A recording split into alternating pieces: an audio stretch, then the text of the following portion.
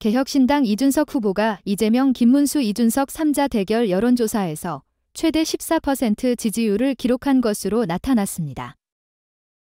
세계일보가 한국갤럽에 의뢰해 지난 4월 10일과 11일 이틀간 전국 성인 남녀 1,020명을 상대로 실시한 여론조사 결과입니다. 같은 여론조사에서 이준석 후보는 보수의 텃밭인 TK 지역에서 전국 평균보다 높은 19% 지지율을 기록해 눈길을 끌었습니다. TK 지역에서 높은 지지율을 기록할 수 있었던 이유는 19세부터 29세 사이 청년층 지지율이 26%로 높게 나온 때문입니다. 반면에 범여권 지지율 1위인 김문수 국민의힘 후보는 TK 지역 전체로는 42%를, 청년층에서는 12%를 기록했을 뿐입니다.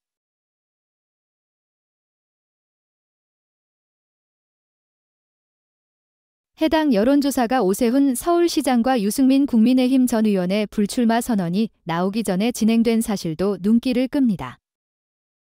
오세훈 시장과 유승민 전 의원은 중도 보수 성향 대선 주자로서 이준석 후보와 지지층이 상당히 겹치는 상황이기 때문입니다. 두 사람을 지지하는 중도 보수 지지층이 국민의힘 내에서 이동을 한다면 안철수 후보가 최대 수혜자가 될 것으로 보입니다. 하지만 이들 중 상당수가 국민의힘 밖으로 시선을 돌린다면 최대 수혜자는 의외로 이준석 후보가 될 가능성이 높습니다. 이 경우 이재명, 김문수, 이준석 3자 구도를 전제로 한 향후 조사에서는 이준석 후보의 지지율이 20%를 넘길 수도 있습니다.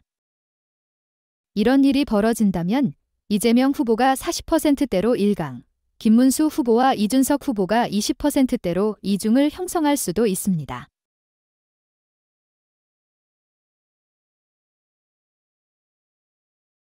개혁신당 이준석 후보의 지지율이 국민의힘 본선 후보 지지율에 근접해 갈수록 보수 표심은 더 요동칠 것으로 봐야 합니다. 이때는 보수 지지층 전체가 이준석 후보와 국민의힘 후보 중 누가 본선 경쟁력이 뛰어난지 따지게 될 것이기 때문입니다. 국민의힘 윤핵관 지도부와 친윤계 의원들이 한덕수 국무총리 차출 카드를 버리지 못하는 이유도 결국은 여기에 있습니다. 경선을 거쳐 본선 후보를 확정한 상태에서도 이재명 후보와 지지율 격차가 상당히 날 때를 대비한 예비 카드인 셈입니다. 하지만 이런 예비 카드마저 소용이 없다고 판단이 내려지는 순간 보수 표심은 이준석 후보 쪽으로 몰릴 것으로 보입니다. 처음에는 2% 지지율, 찻잔 속 태풍이었는데 어느새 성장의 20%대를 바라보는 찻잔 박태풍이 된 이준석 후보입니다. 이에 따라 지난해 총선 당시 동탄에서 일어났던 이변과 같은 일이 이번 대선에서 벌어질 가능성도 점점 높아지고 있습니다. 감사합니다. 구독과 좋아요, 알림 설정도 부탁드립니다.